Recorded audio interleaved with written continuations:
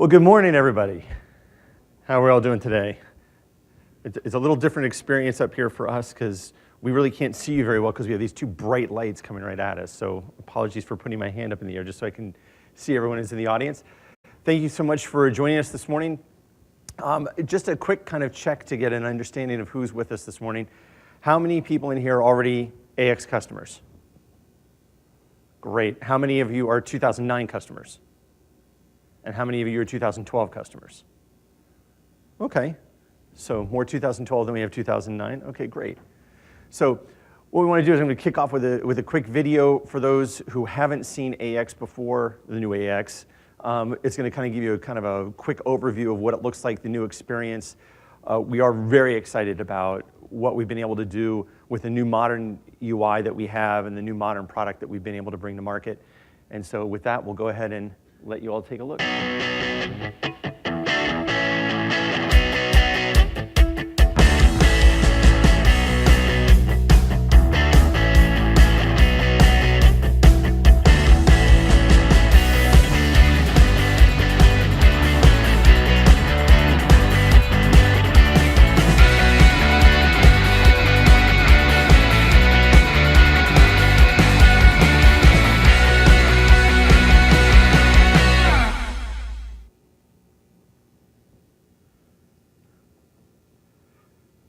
So I know that's a lot to throw at you very early in the morning, but I think the thing that really comes through is kind of the highlights that we put in there of being able to kind of take this new UI, but the integration that we're doing with the rest of the Microsoft stack, what we're bringing together with CRM, so we'll talk a little bit about that Dynamics 365 overview.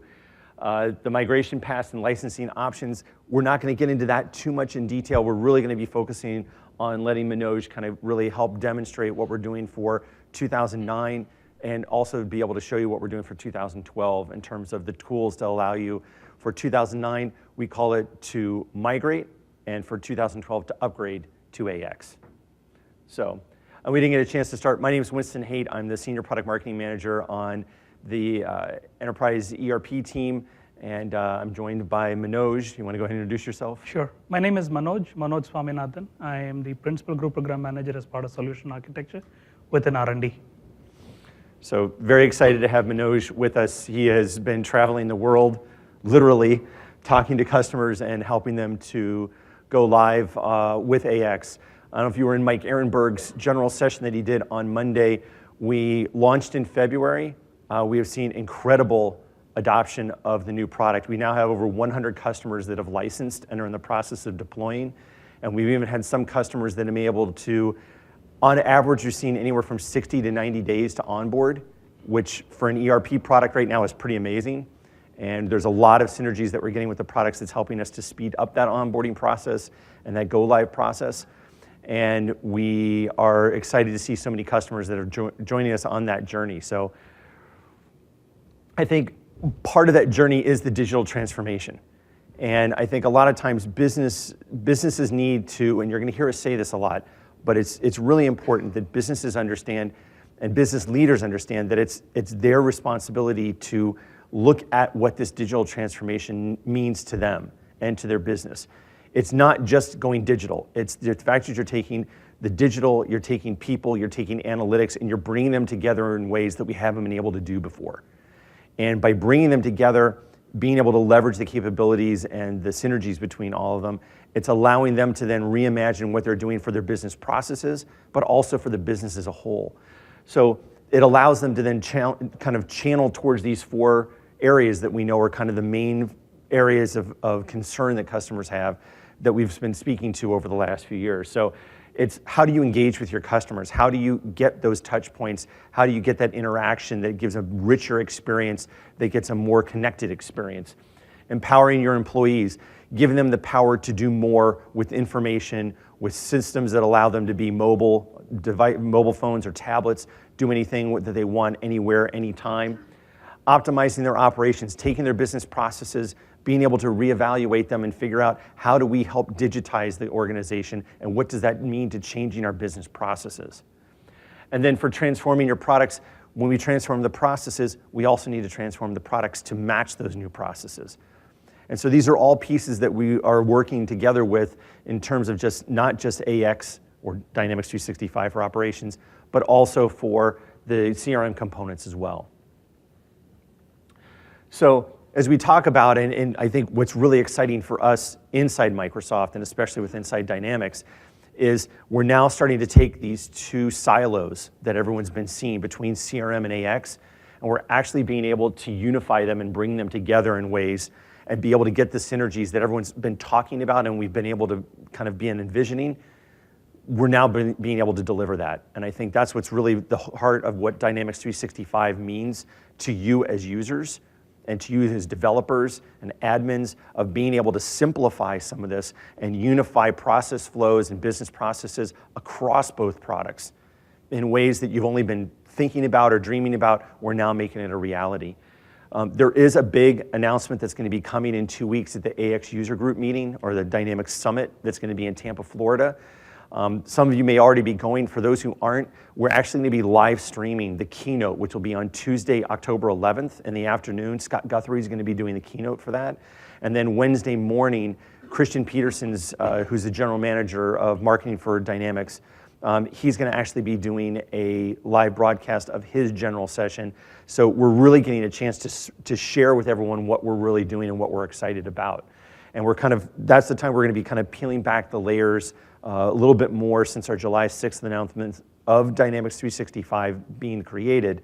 And we're going to be able to get into more showing you kind of the end-to-end processes, order to cash, which is kind of the standard one you'll hear, or lead to cash in terms of how you can take all the information using that new common data model that we're introducing and be able to move information seamlessly between CRM and AX, and actually being able to extend that to also go out to Office 365. And when you start to see these, you start to see the advantage that we get of not just taking the individual components, because part of the beauty of Dynamics 365 is you can license just the pieces you need. So you may only need to do something for sales, for customer engagement. But if you can then take that and combine it with operations, then you can go from sales not only to just having that touch point, but when you go to do a quote, it can actually go in and look at not just creating the information and sending it to the customer, but it can check inventory levels. It can kick off notices for what needs to be done for manufacturing, for replenishing supplies. It can look at what type of discounts they may be able to get that are offered based on what type of customer they are. All of that now starts to become automatic, and you can be seamlessly integrated. And I think as we start to look at what that can mean to you as operators and to you as business owners, it's the ability to take and engage with all these different environments and all the different products that are there and all these different processes, if you will, business processes, and being able to take them at the point that you need for whatever your customers are looking for, or what you're able to sit there and reimagine for your business to say, if we take a look at our field service, and we just want to do field service, well, how can we integrate that with the Internet of Things? And how can we sit there and look at, for operations, being able to pull all those pieces together that then feeds into those other systems of record that can help then truly digitize the organization and help you further along on that digital journey. And then, as I talked about before, what's exciting for us and what becomes exciting is you start to bring multiple of these business processes, whether it's the sales, the service, the operations, or project service automation. You start to then get the leverage of the Office 365 and the Azure IoT pieces. Machine learning that you can use on your website to give recommendations to people for, similar to what you see with Amazon. If you bought, people who've bought this have also bought that. Help to kind of upsell the customer, give them a better customer experience, truly digitally engage with them in ways that you haven't been able to do before. The Power BI, the fact that you're being able to take this incredible ability to deliver whatever analytics that people want on whatever device they're looking at, wherever and whenever they want it, to help them make better decisions faster. The application platform, now we take the common CRM and AX components, and now we start to put things like Power Apps on top of it. You start to get that flow of information now seamlessly that you can set up those processes to flow back and forth through the products, and not just with the Dynamics products, but out into Office as well. And then the app source, where we're being able to take this new Azure marketplace and being able to take these business applications that your power users, your citizens, developers, as we call them, can develop and be able to push out to your existing company or existing employees, or being able to sit there and take partners' products and other vendors' products that you can then surface within the operational pieces that you're looking at to be able to see what additional features and functionality you want to be able to deliver to your users. So when you have these new processes in the cloud, you have to kind of start taking a different holistic approach now at looking at this. And you need to be looking at things from a purpose-built standpoint. You need to understand as you look at your digital reimagination of what you're going to be doing and how you're going to be doing it. And a lot of times when we talk about it, and I'll go from the AX perspective because I think it makes more sense at this point. One of the things that we have customers do from the very beginning is they license AX, which is our enterprise resource planning product for those who don't know. And we have them look at the business processes first. We have over 800 business processes that are actually documented, graphically documented for the product. And we have them walk through and look at, here's the process for doing a purchase order. Right now I know there's 37 steps that it takes to do a purchase order in AX. That's out of the box. So the question becomes, do we go with the out-of-the-box functionality? In that case, maybe you want to. There's no customizations, everything's built, you know everything will upgrade seamlessly, you won't have any problems. But maybe you do need to make some customizations. There's a secret sauce you have, a certain way that you do it that you think makes you competitively better than the other people in your industry. So having to take the business processes is really what becomes the core to all the things that you're going to be doing as you look at this digital transformation. What are the steps that we're going to do all these different things? AppSource allows you with AX and also with CRM to be able to take partners' IP and be able to say, I know I'm a partner who does discrete bottle manufacturing or a certain type of computer packaged goods, and I know the business processes that you use because I've helped 30 of your competitors or 30 other people in the industry do this, and I know there's 57 business processes that you need to look at.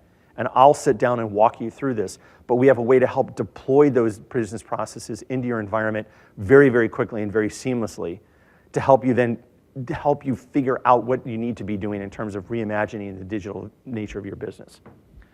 Productive, you want the familiar tools. Again, extending the stack and being able to get out with a common data model and getting that data flowing seamlessly between all the applications makes this easier. The fact that you're going to see the integration that we're doing with a common UI, they talk about the productivity that's lost just switching between applications.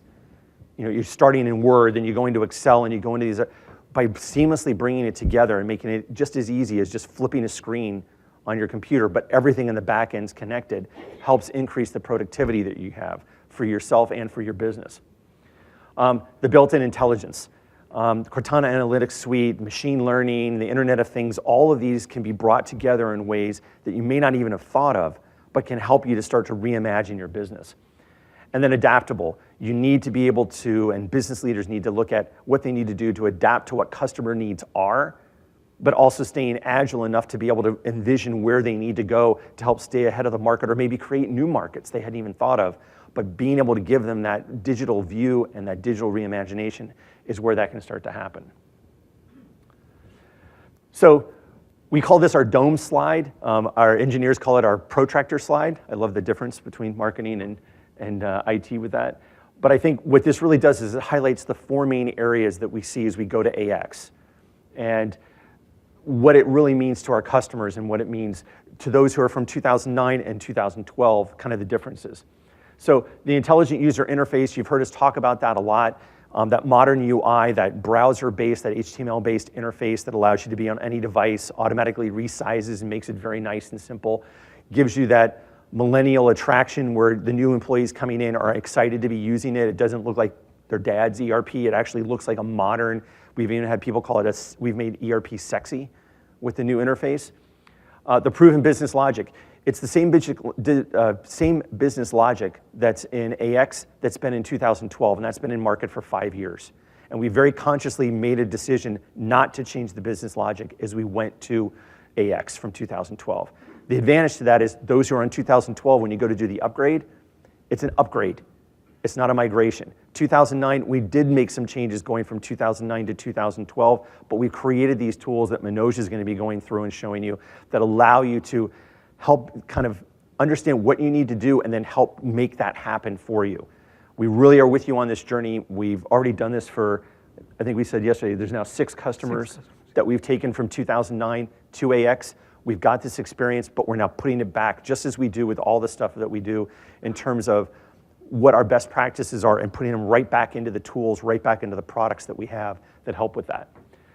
Continuous life to your system. It's an online service. So it's no longer cradle to grave. It's what we call cradle to continuous life or discovery to continuous life. So once you get up and going, we want to make it as easy as possible for you to maintain your systems, upgrade your systems, and update them as you need to. And then business anywhere, anytime, the power of the cloud. 34 Azure data centers in the world, or what they call regions, that have been announced. 26 are live. We can deploy AX today in any public Azure data center. We're also committed to supporting Black Cloud, which is the code name for the German cloud. Excuse me, Black Forest, which is the code name for the German cloud, as well as the Chinese sovereign cloud as well. So we really are looking at how we can help you meet the needs that you have and be able to deploy anywhere that you need to. So just going to talk really quickly about the fall release.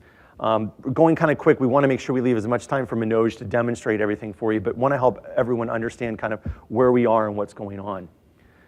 So remember, we have this name change now. As of October 11th, it's not going to be called Dynamics AX anymore. It's going to be called Dynamics 365 for Operations. And you'll see that Dynamics 365 is the base, and then there'll be for operations, for sales, for field service, what have you, that will go with that. So we've made some big investments in finance and HCM. We're very excited about that. We've seen really good feedback from customers, some excitement actually for what we've been able to do in terms of the employee self-service pieces that we've been able to do. We've added support for 18 more countries. We started with 16, we've added 18. We've got additional ones coming, specifically Russia and India. But again, when we add these country-specific capabilities, it's not just language support, which has actually been there for a while. We're actually looking at regulatory and tax support. So we help you support your operations in those countries. And by introducing that, it's also our commitment to support that moving forward.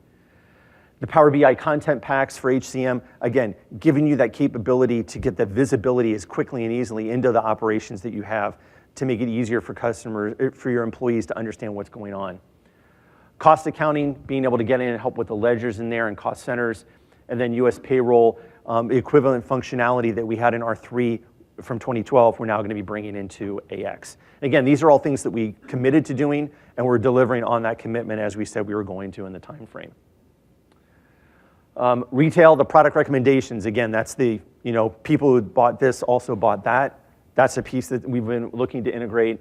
The in-store warehouse support, really what that's doing, and it kind of combines with the retail scale unit, is that being able to have that retail experience where you actually have a server that's in the store, but there's no maintenance required for it. The reason it's there is it's caching all your data. That way, if in a mall someone goes through and slices the cable for your connection to the cloud, your operations can continue. You can process credit card transactions. You have the whole inventory there, pricing, everything else, so you don't lose that. And it caches it when the connection's restored. It then takes all that information and brings it up to date and syncs it with your main system. The other example we give is if you're in a manufacturing facility and you have a laser cutter and someone cuts the connection to it, the laser cutter is not just going to keep going forever in a single line. It knows what it needs to do still because it's using that local server. So again, here's that hybrid piece you hear us talking about. That's it in actual usage. And then the fact that we're supporting iOS and Android. We consistently, since Satya has taken over, have talked about supporting not just Windows platforms, but Apple and Android as well. So excited to be able to bring that out.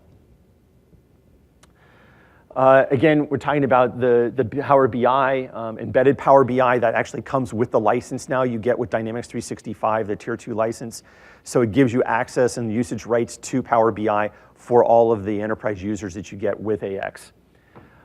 Easily designed mobile experiences, that's the Power Apps piece. Mike actually demonstrated it in his general session. RF, who presented the roadmap session on Monday, demonstrated it as well. It's a way for you to go and quickly build apps that are specific to what your company needs to be able to then push out to your employees to help them be more productive.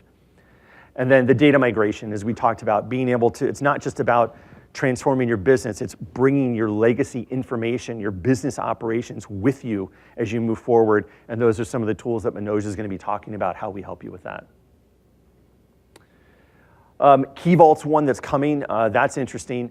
What that means is that for when you're running in Azure, and it's a piece that everyone's very concerned about, is privacy. Who owns my data? Where is it sitting? Everything else. There's the Microsoft Trust Center. If you haven't taken a look at that, we encourage you to do that. Microsoft believes in being very transparent. You own your data, period. You own it. We just service it. We are kind of the provider of it, but you own it. You manage it. Key Vault is part of that. You will hold the encryption keys to the data. So that means we can't even get into it. You will have to invite us in when we need to go in and look at servicing of your system. So it's something that, from a privacy standpoint, is something that's very big for companies. The one thing I also like to kind of remind people of is we are the only hyperscale cloud provider in the world that does not automatically turn data over when we have subpoenas that come to us or requests. We actually sued the Department of Justice here in the United States earlier this year and won not to turn over our customer data. Anytime we get a request, we tell the person who's doing the request, you need to go talk to the customer. We're not going to give it to you. Amazon and Google consistently give it to the law enforcement agencies, and many times, a majority of the times, you don't even know they've done it. So you know where your data is, you know who's getting access to it and when. Automated disaster recovery, the fact that we're going to be moving to Azure Site Recovery, that's going to allow you to be able to get back up and running. You talk about RPO and RTO, recovery point objectives and recovery time objectives. The point in time you can get to is very quick. The recovery time that it takes can be, right now, our SLA is 2 days. We're very clear about that. So it's 48 hours. That's because it's a manual process for us to do that. So if an asteroid hits a data center, which is kind of the way we talk about what the disaster could be, for us to be able to get everyone up and going, we can say every single customer that's running in that data center, we can get back up in 2 days. With Azure Site Recovery, we're going to be able to take that down closer to 6 hours. So again, we're innovating and evolving and changing our business processes just as we're encouraging our customers to as well. We're going to give better monitoring and telemetry into what's going on in the environment so you have a better view into it. And then the data center support, again, where we talk about going into additional data centers. We just launched in the Canadian data centers, which are now GA. That happened last month. Black Forest is coming in, I think by the end of this year, it'll be in preview, and then it'll be GA next year. And then the Chinese data centers will actually go in preview the first half of next year. And we are committed to supporting all those different data centers. So there's a way that you, as an existing customer, whether you're 2009 or 2012, can get access to an 18-month trial of AX. These slides, by the way, will be available, so you'll be able to see these later on and be able to access them. But it's for existing Microsoft Dynamics AX customers or partner organizations. Both have access to it. Again, everything now with AX deals with Office 365 tenants. So if you've already got one, we can deploy it into that. If you don't have one, we can help you set up one. And you can even move it between tenants. It's not something that's difficult, but we want to make sure you're helping it. You're going to send an email to daxcf, DAXCF, at Microsoft.com. You will bring your own Azure subscription because you're going to deploy this VM into your own Azure subscription, but it'll give you a chance to take a look at the product. It's a fully functioning version of the product, but you can do that. And you can also deploy unlimited demo and dev test environments. So even some proof of concept work that you want to try to do, you can go ahead and do that with the environments. It's fine. So the reasons to migrate, I'm not sure. I think, oh, okay. I'm trying to remember where we're handing off to Manoj. So actually, this is a really important slide. These are kind of the 6 big buckets that we've talked with customers about, and all their questions seem to come back to these. As you look at Microsoft Dynamics AX, our current licensing, you're going to see that updated in a couple of weeks, but our current licensing is it's $190 per enterprise user per month. Flat. That includes all your hardware, all your software, everything you need, the embedded Power BI that you've got, the rights to it. everything that you need for those enterprise users. The on-premises piece that you see on the right, you actually currently can license AX in a subscription model today. The 2012, you can do that. But what we're trying to do is kind of show you what's the difference between the new AX and what we did in 2012.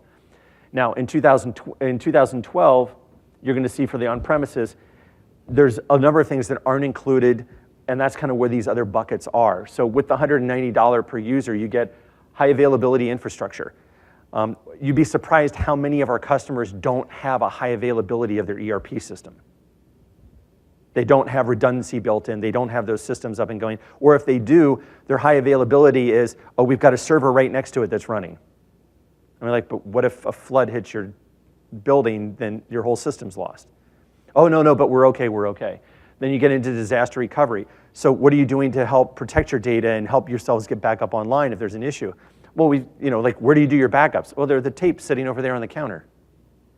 Okay, but if you have an earthquake and something happens, where are those systems? Oh, well, Bob takes them home with him on the weekend. So it's okay, we don't have to worry about that.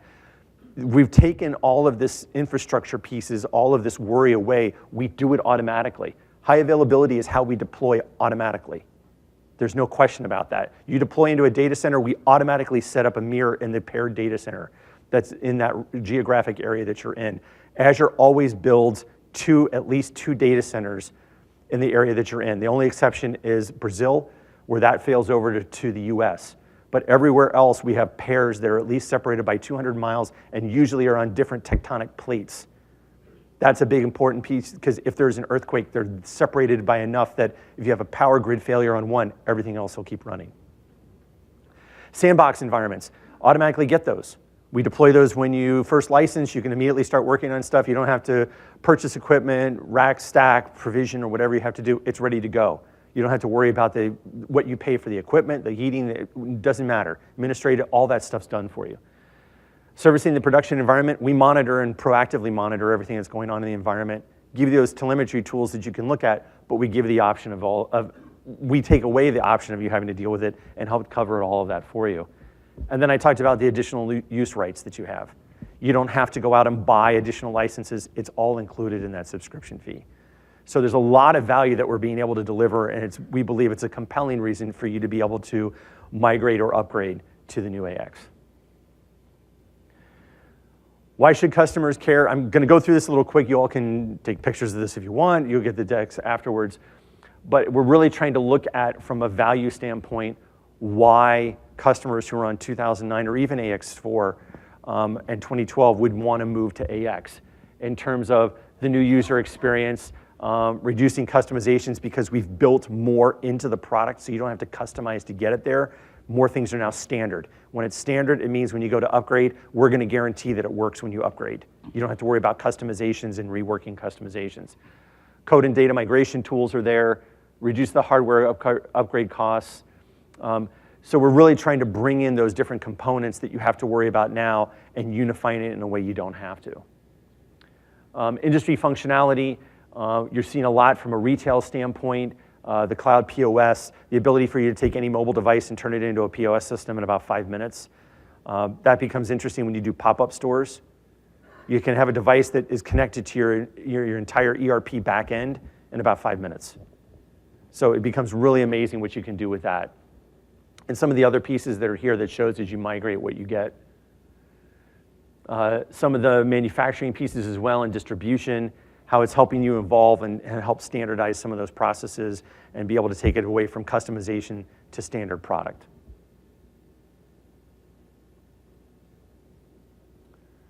So with that, that's you. Thanks, Manoj. Thanks, Manoj.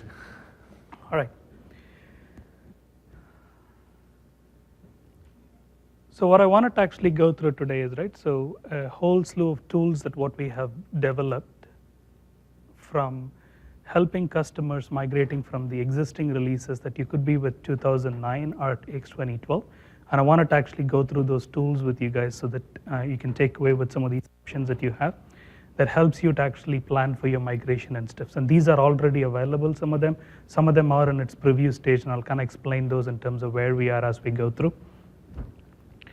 So quickly, we'll take a look at what we would be doing with regards to migrating from AX 2009 to the new Dynamics AX. We'll also talk about upgrading from AX 2012 to the new Dynamics AX and some of the roadmap things in terms of where we're looking at from a migration standpoint. So we'll start with the 2009 set of things, right? So the target scenarios for us, even though I'm kind of saying this from a 2009, the similar mechanism in terms of how we are looking into, we're planning on actually doing this for the AX40 releases as well. So our goal is to actually provide customers to be able to migrate from the legacy versions. It could be AX4.0 or 2009. So that's kind of the sort of things. And the reason is why I'm cautiously calling this a migrate as opposed to an upgrade is because of its there's a significant transformation in terms of the data model from some of these releases to the new Dynamics AX if you were to think of. So the way as how we are approaching this is that we would want to be able to provide the tooling that helps you to migrate your required set of data. And given how old some of these releases are and the significant set of new capabilities that what we have built into the product with the new release, right? We want to give you the opportunity for you to be able to do an analysis, for you to be able to determine which ones is relevant for you, that you wanted to be able to actually bring in and bring those extensions only that are relevant to you and plan your data accordingly and migrate the required data alone instead of thinking of this as an entire data. So what we would actually provide with this is a data migration utility or a tool that sits in your AX 2009, and I'll show you that in a bit. What this tool will provide out of the box is everything that you would probably want to think about from a configuration setup data standpoint. So for the 2009 customers or any existing AX 2012 customers, this should resonate in terms of what I mean by this, right? So all the parameters, the setup information that what you have, your master data, that's your customers, vendors, projects, accounts, etc. Your opening balances, your open documents, if you have any of those. So these are all some of the standard set of things that what we would actually support out of the box, as well as the system configuration stuff with the number sequences, users, user group stuff that you would be able to seamlessly migrate into the new Dynamics AX. Basically, the fundamental principle or the approach that way as how this migration works is we've introduced a concept called data entities with AX 2012, and we have actually enhanced that significantly with the new Dynamics AX capability, and that's kind of the foundation based off of which how this whole thing works. The data entity actually has two constructs. One is what we refer to as a staging representation or an intermediate representation of that entity if you were to think of, and then your targets that are tables that may be one or more of those tables depending on what that entity represents. So the staging gives you a flat representation of whatever the complex set of entity that which you are actually modeling, and that's what we're using as a basis to map that with your AX 2009 or AX40 set of things, because they're fairly similar and we're able to map almost one-to-one. I'll show you that in a bit. So if you want to move any of your customizations as data from your AX 2009 systems into the new Dynamics AX, you could do that as long as you have an entity definition for those and you would be able to actually bring them in. I've called this out ideally as not for historical transactions, and there's a reason behind it, and primarily because if you're thinking of having to have your historical transactions purely for reporting requirements, right? The new capabilities that we have provided with the Power BI, you can actually have reporting done in a coherent way from multiple data sources, and these data does not have to be part of your new Dynamics AX. So that is one of the fundamental sort of things that you would probably want it to go through and analyze in terms of determining what you would want it to migrate. We've heard specific scenarios where we do this thing called a return of my sale, and whenever I do these return of my sale, I want to be able to actually access my historical transaction even though it may have been closed and things like that. So there are scenarios like that where you might have to go and have a full representation of your historical transactions, and there are ways to actually go in and bring that, and as long as there's a good entity representation for those, we should be able to support those as well. So if you were to look at the migration process itself that you as a customer would be going through, right? So we would actually provide a tool that sits in your AX 2009 system, if you were to think of, and you would actually go through the exercise of analyzing what data that needs to be migrated.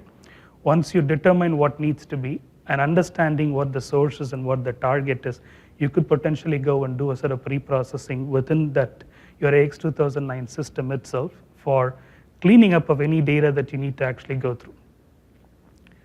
Once you've done those pre-processing, you can actually go through this process, what we call as an extract. And if you've not seen the data management aspects of what we have provided with the new Dynamics AX, I'll show that to you guys in a bit. What this is this will allow you to actually extract the data that what you would wanted it to be migrated into a format called data packages. And these data packages are a consumable construct from the new Dynamics AX standpoint. So once you have these data packages, you can actually extract them and then load them into your staging area in AX7. At this point in time, in terms of once you've loaded the data into the new Dynamics AX, the flow is fairly similar whether you're coming from 2009 or you're actually bringing in data from any other set of sources that what you would be bringing in. You could validate this data once again as part of the staging area, and you could do some additional transformations if you would need, and then you could actually push the data from staging to the target if you would. So this is a typical process that what you would expect, and if you would want to actually repeat this thing, you can actually validate the data in the target too. And if you would want to repeat this, for example, if you run into an issue or things of that sort, you could potentially go in and do the cleanup for you to be able to actually do the necessary cleanup in the staging itself and then redo this thing until you get all of those data repeated.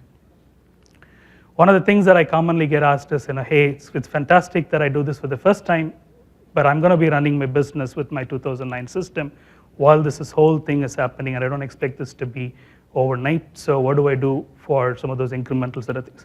So this process flow works for the incremental things as well. So what you could do is, for the entities that which you've determined as something that you would want it to migrate, you could basically go in and do the same extraction process, and it would actually go in and do the incremental extraction, and you would be able to actually bring only the delta from the original extraction back into your new Dynamics AX.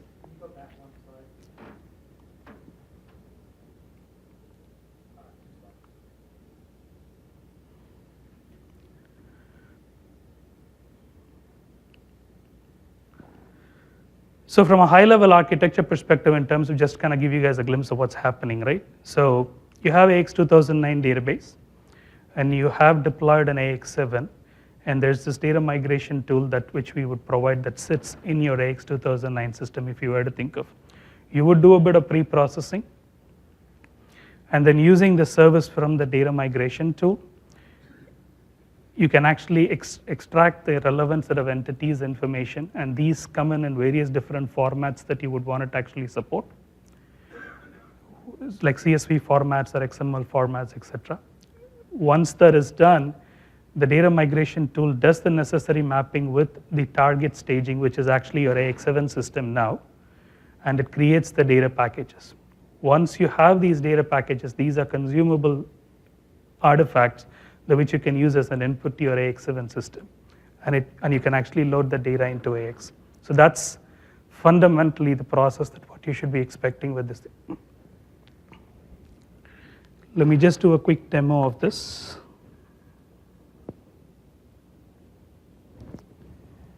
This is 8.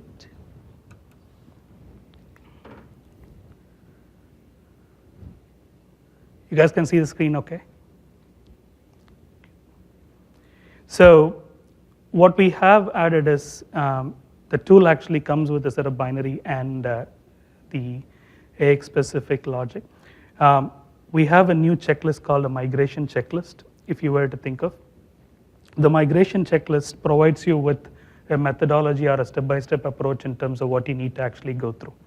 So this screens and things should be very familiar for somebody who is already in 2009.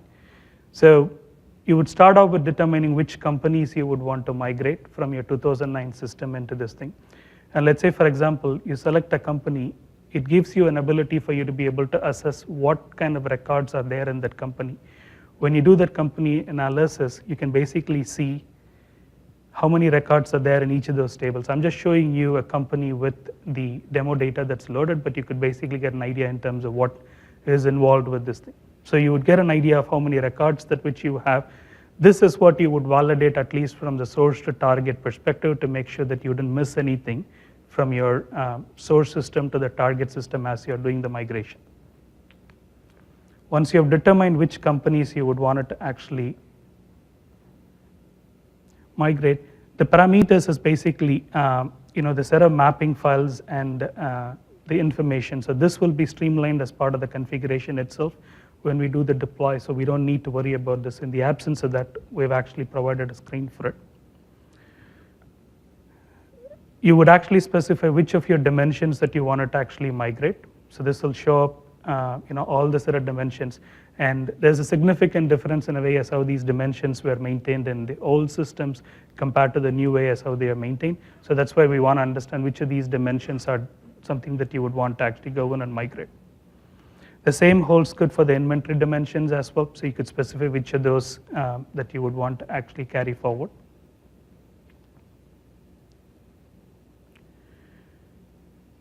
Then your chart of accounts. So these are specifically the ones, the chart of accounts again is a fundamental construct that changed between the way as how it was in some of these earlier releases starting to 2012, as well as with the new Dynamics AX, which is it just carried forward to the new Dynamics AX as well. So you have an ability to be able to specify you wanted to use a common shared chart of accounts, or you wanted to actually go in and use the specific ones for each of those companies that which you are actually migrating, and you would be able to specify the main accounts and those opening balances tied to those. Ledger is the new construct that we've introduced with AX 2012 as well as in the new Dynamics AX. So it's a combination of your chart of accounts, calendar, and the currency that you would be using for your legal entity that describes your accounting representation, if you had to think of.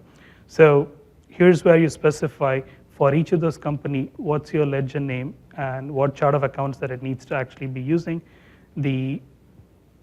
for the corresponding legal entity, and the currency information that is your primary and the reporting currency if you were to. So these becomes your accounting definitions based off of which your transactions will get accounted in the new Dynamics AX. So that transformation in terms of the data model is what you're actually configuring in your AX 2009 system, because this construct was not there in 2009. So the data conversion rules. So this is, if you recall, I talked about a pre-processing set of things. So there are scenarios where specific informations could be maintained in one way in your AX 2009 system, may need to be maintained in a very different way in your new Dynamics AX system. So we give you an option on a per EDT basis, the extended data type basis, for you to be able to actually go and define what kind of conversions at which you would want it to apply. So you can do any kind of transformations if you were to think of. This is just to give you an example, right? So there's a description entity if you were to think of. It gives you what the source value is and what the target value needs to be. So you could actually specify something like this. So anytime when we do the extraction, if any of those fields uses this extended data type, we would actually go in and apply these conversion rules and then bring in the relevant data as the modified data as how you would want this to be.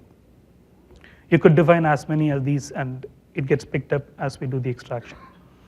Once you've defined all of these things, you go through this thing called entity list. So this is basically the place where you actually define which of your data that you would want to actually move, and you can actually go in and describe and group these entities in any way as how that's meaningful for you.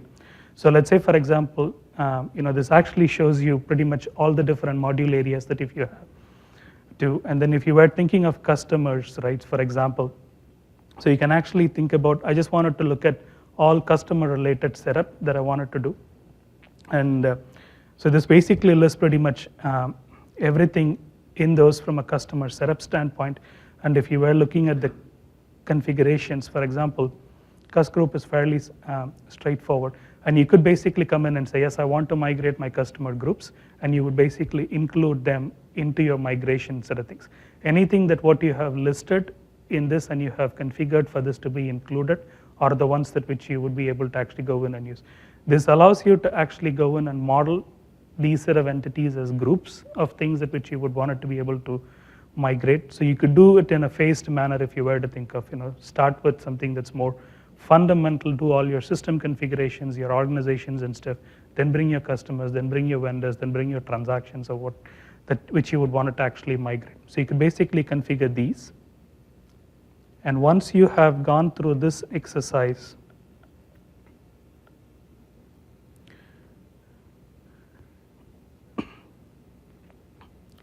you can basically create this thing called migration group. I have created this record called Ignite demo, and then you could basically go in and select your set of entities that which you would wanted it to be included for this migration run, right? So let's just go and use something that's fairly straightforward. So you could say I want this to be included for this particular run. And I can go and export this now. So once you export it, if you recall, I talked about your initial set of extraction as well as the incremental extraction.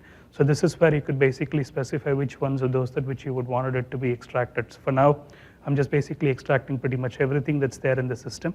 And depending on the volume of this, you could do this directly from the client, or you can also do this in a background through the batch execution aspects of it. And when you do this, I have marked this as, export this as a data package, and I'll show you in a minute in terms of what the data package really means. Okay. Let me just get through this to see if it had generated. I don't think it did. The favorite part of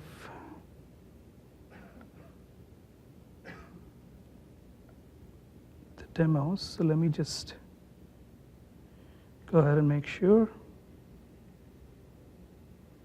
Yes, I do have these. And let's go through this. Okay, so there was an issue with this thing, but I'll show you what if you had extracted.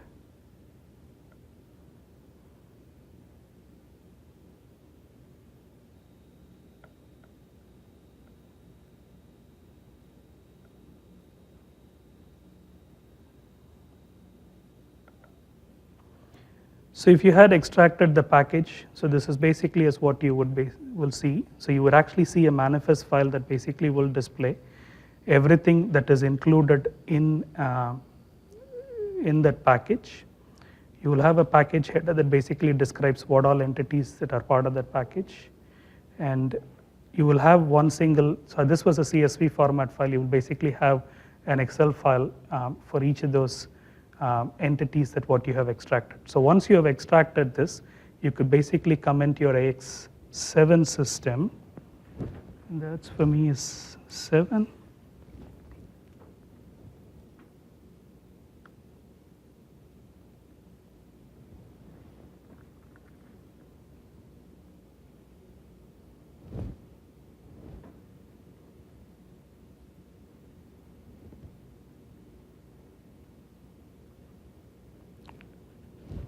Okay.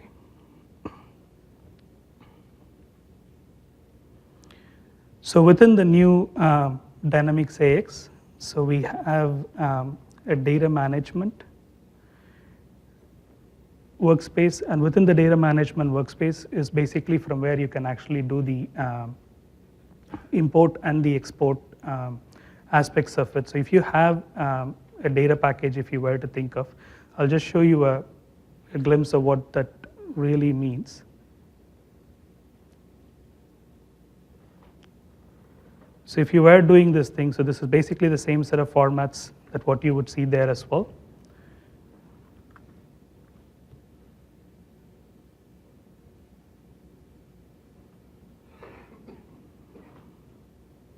And I want this to be generated as a data package if you were to think of.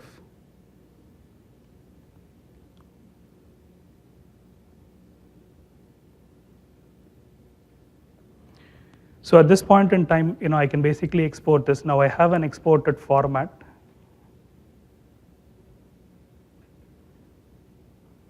So when you're doing this thing, you can give a job name.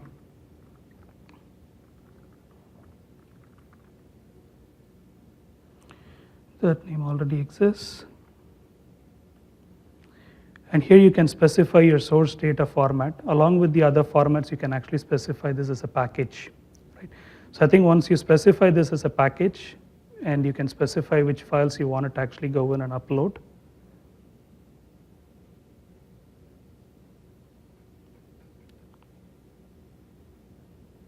So this will actually inspect the contents of the package, and then it will actually go in and bring in those that are customer groups, if you were to think of.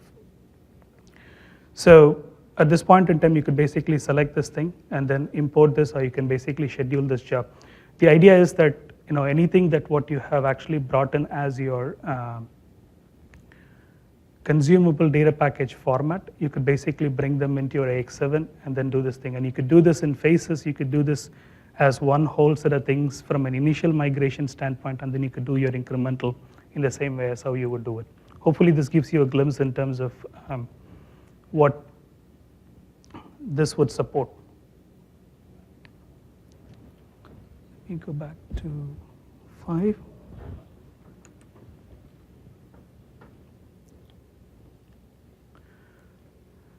So from an AX 2012 perspective, we're thinking slightly differently from AX 2009. So that's why I'm calling it consciously this is an upgrade. And when I talk about the upgrade, we will support both the code upgrade aspects of it as well as the data upgrade. The code upgrade aspects is already something that's live, and you can actually go in and start looking into some of these things. And I'll touch upon what we are thinking about from a data upgrade perspective as well in a minute. So typically, what's the migration process as what we are thinking, right? So we have a code upgrade service that's provided within the lifecycle services. And once you create an AX7 migration project within the lifecycle services, and you have an ability to be able to provide your model store that's extracted from your AX 2012 system, and you can provide that as an input, and we use the upgrade service to actually give you an estimate of what is involved in terms of actually migrating, as well as you could actually go in and have that code upgrade service do the migration for you. We have done certain things that are fundamentally different from what we have done with the previous set of release to newer release upgrade approaches. So the code upgrade service is a fully orchestrated set of things from the lifecycle service, and I'll show you what I mean by that in a bit from the lifecycle services itself. When you run the service, it would actually do the migrations as much as possible in terms of what we could go in and do. And the ones that which we couldn't do, we actually will create a task for you, and then we'll create those tasks in the Visual Studio Team Foundation services. That's what's referred as VSTS here. And we'll actually give you a very nice report that shows you, along with an estimate of what we think, with the pattern descriptions of what we expect you to be able to actually modify as well. So what's happening as part of this service itself, right? So from the upgrade service, you can upload your model store. For 2009 customers, we used to have all the applications models as a file system. In AX 2012, we had the models in the database, depending on which release that you are in. With AX 2012, it may be in its own database, or it may be part of the application database. So we're moving back to file system with the new Dynamics AX, and the metadata is actually maintained in an XML format. So that's the first conversion that basically happens as part of the upgrade service. Once we go through that, it figures out in terms of which ones are the overlaying sort of things of what you guys have done. And it goes through what we call as a model split. So this is fundamental change from the way as how the code has been organized with the applications for the prior release as to what we would be doing going forward. So we have separated the code in 3 different set of layers, if you were to think of. We call them application, platform, foundation, and the suite. The platform is basically everything that involves around the server, the client, the integration, the analytics aspects of things, everything that is fundamental based off of which you would be building the application. The foundation are basic constructs through which the whole AX is built. So it's basically all the organization model, the unit of measures, the currency aspects of it, the accounting framework, dimensions, based off of which you build the applications today. So those are all part of your application foundation. We want to actually contain the kind of changes that you would be doing between the platform and the foundation. And this application suite, you have complete control in terms of what you used to do. So these are out-of-the-box modules like general ledger, accounts payables, receivables, etc., and all the extensions that you build as well. So we split the models into those 3 different set of buckets, and we put your changes in the appropriate places. We recommend patterns of how you need to be modifying the stuff in the platform and the foundation, and you will basically go through making the relevant changes, compiling each of these models till you actually complete it. The auto migration actually does a whole bunch of stuff very different from what we used to do in the traditional code upgrade set of exercises you would have seen, and then it source controls them into Visual Studio Team Foundation services for you. And it also creates the work items for the ones that which we want you to actually go in and take a look at. And for every one of those work items, we actually have identified with the markers in the code that you can actually go in and take a look at. And one of the cool things that it does is it gives you a 3-way compare if you were to think of from the Visual Studio, which is now the development IDE for us instead of the Marfex in a traditional way as what we used to do. It gives you a 3-way compare where you can actually see what is used to be yours and then what is changed between the application code with the new Dynamics AX, and a merged view of how your stuff would actually merge with the new changes and things that have been deprecated or things that have been changed. You have an ability to be able to view all 3 of those at the same point in time if you were to. And based off of which you could determine how the code needs to be changed, and then you would be able to actually go in and do that. So once you have actually gone through this, and then once you've resolved all of these things, you basically get a fully compiled stuff. At that point in time, it's ready for your testing, and then moving forward to the other set of environments. A quick demo of this. For that, I need to go to 7.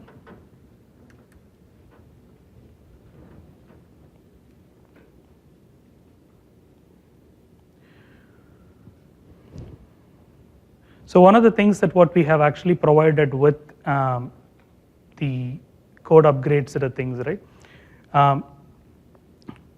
We provide you with what we call as a methodology, and you would actually see these kinds of constructs with every single thing that what we would provide around the upgrade or the migrations going forward.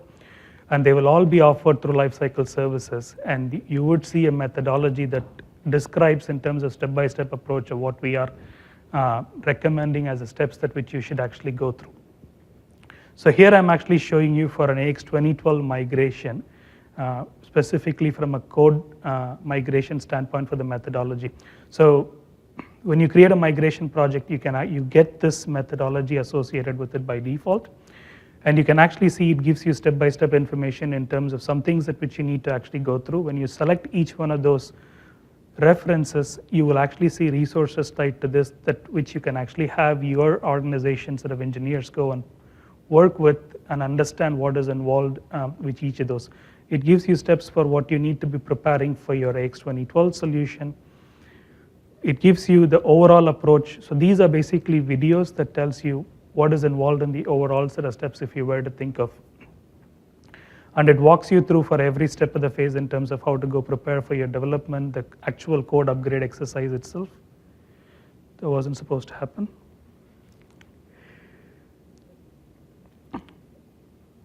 And then all the way up to how do you test your changes, what kind of changes you need to be making with your code, the forms, reports, etc. So that's what you should basically expect with some of these things, and each one of them has steps with videos and a set of exercise that what you can actually try with the fleet model stuff that what we ship out of the box, so that you could learn this and actually apply those into your set of things. The actual migration experience itself, if you were to think of what it is, right? So we have this thing called a code upgrade. So that's the code upgrade service that what we provide, and you can create a code upgrade project, and then the first thing that which you would do is you would upload your model store, and then once you have uploaded your model store, you could basically go in and analyze the code. So this activity takes about an hour to hour and a half, depending on, you can think in terms of all the different things and the amount of customizations that you've done.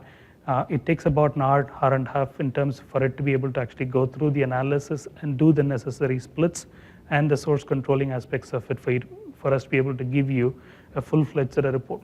Once it is completed, you would basically see a report of this sort that will give you the complete analysis of all the different set of models that what you have, the different layers in which you've done, and it will give you information about every element that it's able to actually go in and do, the auto merge, and the ones that which it couldn't do for which it had created the tasks. So it'll give you the forms that which you've been able to actually convert, the elements that which it's able to actually convert, the ones that if it failed for any kind of conversion you will actually see, and then anything that's remaining from your standpoint, and it'll give you an estimate as well if you run it with an estimation.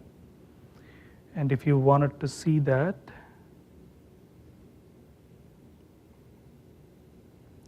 you can basically run the same model for and select the estimation only. It will give you an ability for you to be able to actually analyze the model, and it will give you a good estimation in terms of what is involved with the overall sort of migrating your code into the new Dynamics AX. So that's pretty handy in terms of what you would need. And just to kind of give you a glimpse of have we tried this thing. So this has been out since March of last year, and we have actually piloted this with a good number of solution providers today. And you can actually go to appsource.microsoft.com, where you can actually see the solutions that have been migrated using this approach. We have at least close to about 70, 57 right now. Close to 200 in Yep. development. And there's significant set of ones that are in development that which we are actively engaged at working with them. So this process is fairly well tested, if you were to think of, and we're continuously improving this thing.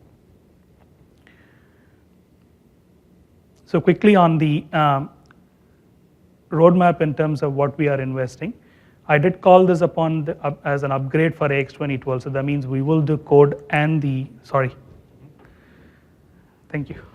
We will actually do code and the data upgrade for AX 2012, and the data upgrade is something that we're looking for a preview around the early 2017, and then to be able to be generally available sometime towards the spring release of 2017, so which is targeted around the April timeframe.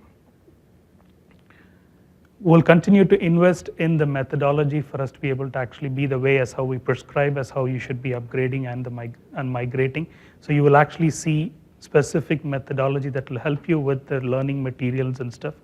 So we're continuing to actually invest in actually building more lifecycle services solutions and publishing them as part of the app source, which you can actually see the ones that are relevant for you, which you will be able to actually go through.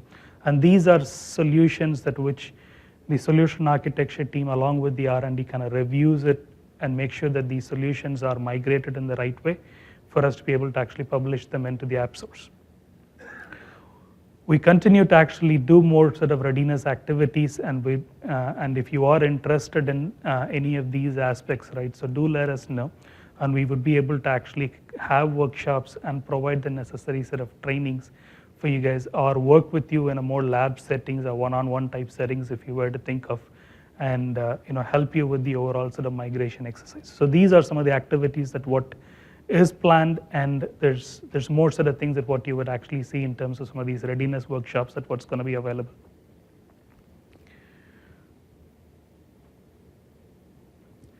So we definitely want you to evolve your business for cloud. So if you are a solution provider, we want you to build your solutions for app source so that they can be discovered, tried, and then they can be easily consumed from a customer standpoint. And then, if you are one of those early customers who have been using some of the existing releases, we have a path for you so that you can actually move from your current release to the new Dynamics AX. And there's plenty of opportunities for you to be able to learn. So we encourage you for you to be able to learn the new Dynamics 365 and get ready. With that, I'll open it up for Q&A. Sure. Is there can or should do to our AX 2012 code base that would make the migration easier or more simple? The question was, is there something that we need to go do in preparation of migrating the 2012 solutions to the new Dynamics AX? The answer is yes, there are a bunch of things at which you can actually go in and do. We have called that out as one of the prerequisite steps in that migration methodology, if you actually see. At a very high level, we have steps that helps you to actually do the data cleanup, that what you could possibly do. Model cleanups in terms of what you could do, and we have a pretty good white paper that describes the set of things that you need to actually go in and do before you actually bring your code in. And those are well documented that I would encourage you to actually go.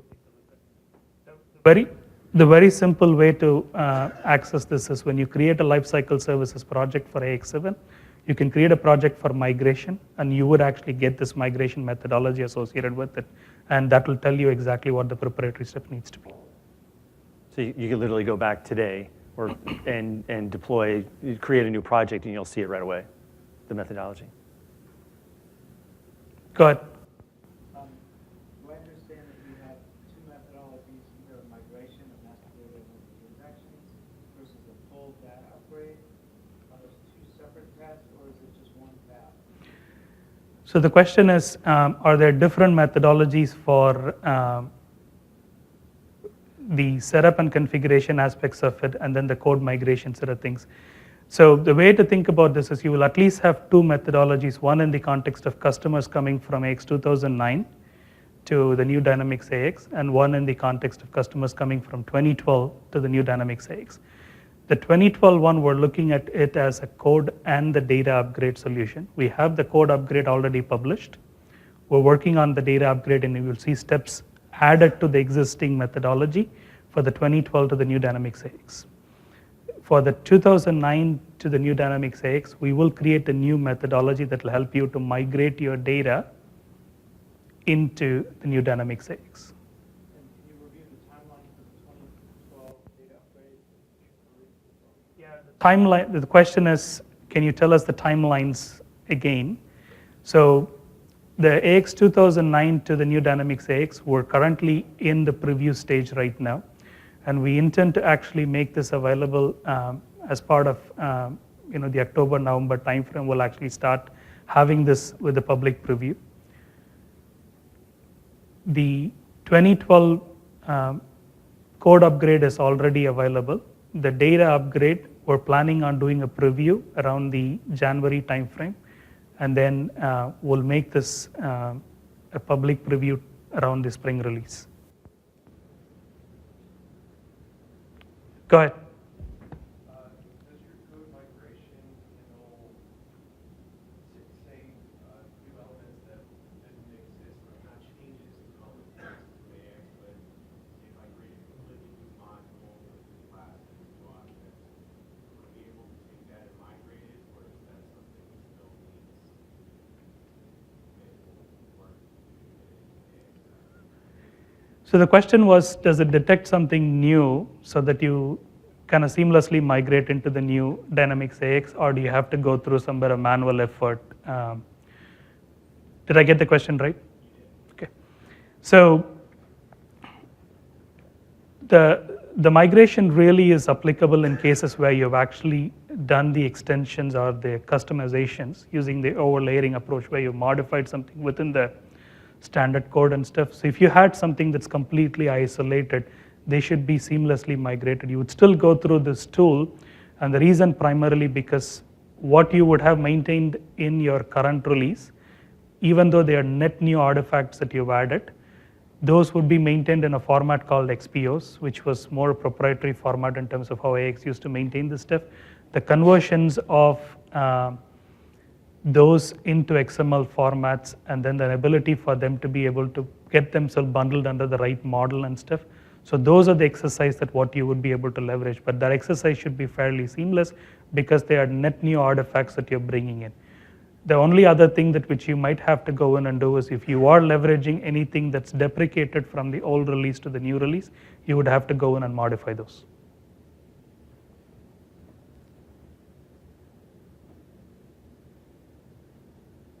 The 30 days onboarding, are these upgrade customers or the new AX customers? So the question was 30, 90 days onboarding, is that for new customers or for the existing customers? So the onboarding aspect of it is fairly different from how you would actually go live with the solution, right? So from an onboarding perspective, really is what it means is for you to be able to actually get, once you've made the purchase, from that point onwards, for you to be able to realize the different environments and for you to be able to actually go in and do, that's fairly a shorter window in terms of independent of whichever customer you are in. How you are able to actually bring in your data from that point onwards once you have your basic set of environments. So that's where that whole set of exercise and everything that I talked about comes into play. And if you are a net new customer, it's fairly different set of methodology that you would go through. And if you are coming in as a migration or an upgrade customer, you would go through a different set of methodology. I will say though that it's a 60 to 90 day that we're seeing is mostly if it's an existing customer, they're approaching it as a net new deployment. One more question. If your code, you have some heavy modifications in the foundation package, what happens with the code upgrade? What is your? So the question is, if you have heavy modification as part of the foundation model, what happens to it as part of the exercise, right? So if you've done stuff within the platform or the foundation, we recommend you with a set of patterns as how we would advise you to extend it. And that's what you would actually go through as part of the migration exercise. We would actually call each one of those and flag them in those respective models for you. And we'll tell you which patterns we should actually go in and change it to so that you would go through that exercise.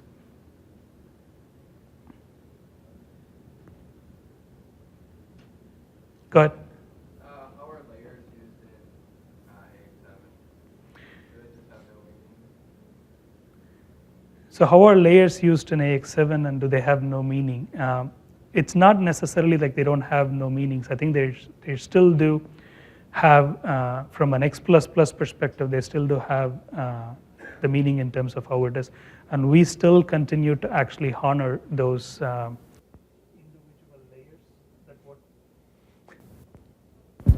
individual layers that what we used to support, at least in terms of the core set of ones as well as the localization ones as we go forward.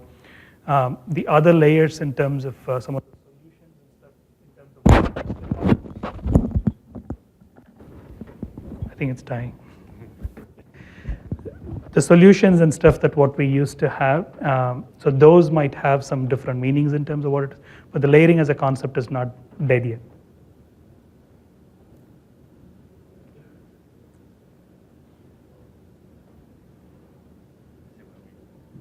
So if there's no more questions, we're going to hang out a little bit more here, and if you are specifically interested in sort of things, please let us know, and we'll be happy to actually answer questions and stuff, and we'll let the folks for the other sessions to be able to actually set it up as well.